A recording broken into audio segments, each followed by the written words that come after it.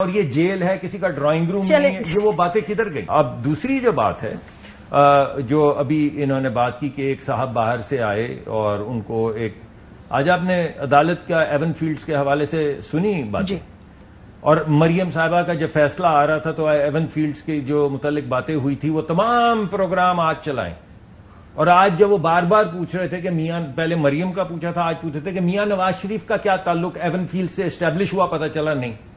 تو پھر یہ پروگرامز کس چیز کے تھے؟ ڈاکٹر صاحب آج جو نیب کے اندر جب ان سے پوچھا گیا کہ کیا آپ، میں نیب کی بات نہیں کر رہا ہوں، میں تو آپ سے ججز کے، میں نیب کی، میں مان لیتا ہوں آپ کی بات. وہ آگے کہہ رہے میں گرفتاری نہیں چاہیے، وہ کہہ رہے اسٹیٹ ہی پیچھے ہٹ جائے. میں آپ کو صرف یہ کہہ رہا ہوں کہ آپ مریم صاحبہ والا فیصلہ نکال کے پڑھ لیں عدالت کا، اور آج کے عدالت کے کامنٹس پڑھ لیں. چھوڑ دیں آپ وکیلوں کو، وہ تو آپ کے ہمارے ساتھ ملے ہوئے ہیں، یا ہمارے وکیل ہمارے ساتھ ملے ہوئے اور دوسرے بھی ہمارے ساتھ جسے مہربان ہے آپ پہ، جج بھی مہربان ہے ہمارے.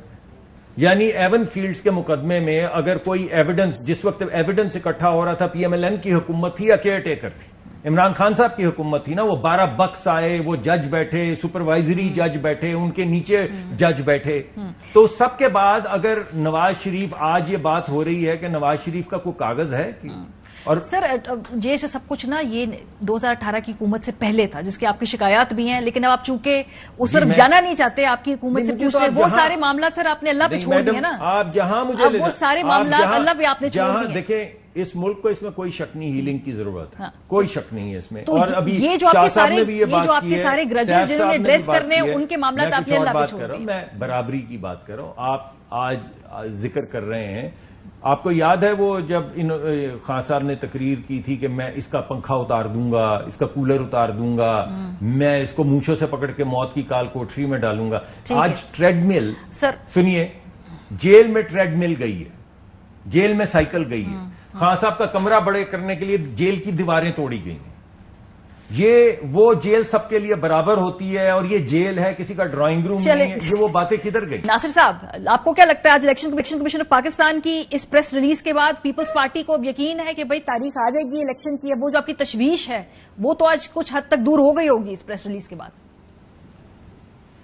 دیکھیں اس کو اسٹیٹمنٹ کو مثبت سمجھتے ہیں. ہم نے تو ہمارا یہی موقف رہا ہے کہ 90 ڈیز ہو، لیکن اگر ڈی لمیٹیشن اور دیگر ایشو تھے تو 100 ڈیز ہو جائیں، 120 ڈیز ہو جائیں، لیکن الیکشن شیڈول آ جانا چاہیے. جیسے ابھی 30 نومبر تک انہوں نے کہا ہے کہ ڈی لمیٹیشن کا پورا پروسیس، اپیلیں، سب کچھ ہو جائے گا. تو ہم چاہ رہے ہیں کہ وہ شیڈول اب آ جائے نا، اس کا انتظار کرنے کی کیا ضرورت ہے کہ جی 30 نومبر کے بعد ہی وہ آئے گا. تو یہ جب تک شیڈول نہیں آتا تب تک ہمیں رہے گا، اس پر کوسچنز رہیں گے کہ یہ کیسے ہوں گے الیکشن، کیونکہ ہم تو یہی چاہتے ہیں کہ الیکشن جلدی ہو جائیں، اور پھر جو عوام فیصلہ کرے، جس کو بھی وہ لے کے آئے، جس کو لائے، وہ پاکستان کی عوام فیصلہ کرے. تجربے نہ کرنے چاہیے. ایک تجربہ دیکھ لیا جو کیا گیا تھا اس وقت اور کس طرح ان کو لایا گیا.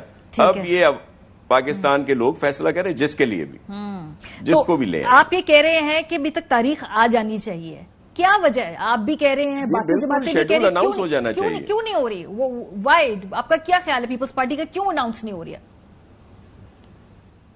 دیکھیں الیکشن کمیشن کا موقف ہے کہ 30 نومبر کے بعد کریں گے جب یہ ساری ڈی لمیٹیشن ہوں گی، اور لیکن ہم کہہ رہے ہیں کہ ابھی کر دیں، اور مزید لوگوں کو اطمینان ہو جائے گا کہ جی 1 دسمبر سے نامینیشن فارم ملنا شروع ہو جائیں گے، 4 یا 5 تک وہ ان کو بھرنا پڑے گا.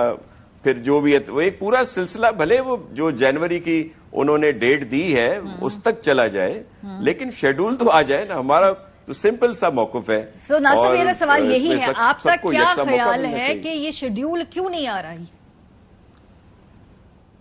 اب یہ جو نہیں آ رہا، اب اسی کے اوپر اف اینڈ بٹس ہیں نا، جس کے لیے چیئرمین صاحب بھی کئی دفعہ کھل کے کہہ چکے ہیں کہ جو الیکشن ڈیلیئنگ از الیکشن ڈینائیڈ کی طرف جو ہے، ایسا نہیں ہونا چاہیے.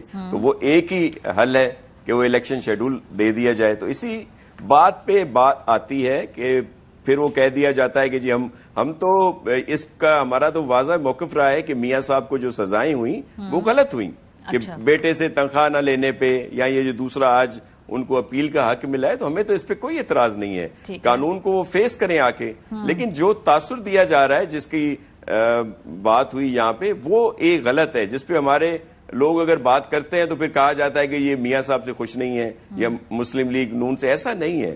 ہم چاہتے ہیں کہ ان کا بڑی پارٹی ہے، یہ تاثر نہ جائے. جس طرح عمران خان کو پہلے دن ہم نے سلیکٹ کہہ دیا، اس طرح کل کو جو بھی ریزلٹ آتے ہیں ہم تو بہت ختم کرنے کے لیے کیا کرنا ہوگا شاہ صاحب؟ پارٹی آپ کو سرپرائز دے گی. تاثر ختم کرنا ہے تو کیا ہونا چاہیے؟ اگر تاثر ختم کرنا ہے تو الیکشن شیڈول کا اناؤنس کر دیں، ٹھیک ہے، فوری طور پر. تو بس اس کے بعد یہ تاثر نہیں ہوگا کہ یہ ان کو اسپیشل ٹریٹمنٹ مل رہی ہے، صرف تاریخ کے اناؤنسمنٹ کی بات ہے. جی بالکل، کیونکہ ایک پروسیس پھر شروع ہو جائے گا نا، پھر وہ الیکشن کمیشن اور سارا کچھ. ٹھیک ہے، صرف تاریخ کا مسئلہ ہے نا، پھر وہ تو پھر لیول پلینگ فیلڈ. کیا آپ یہ کہہ رہے ہیں کہ تاریخ آ جائے تو لیول پلینگ فیلڈ آ جائے گی؟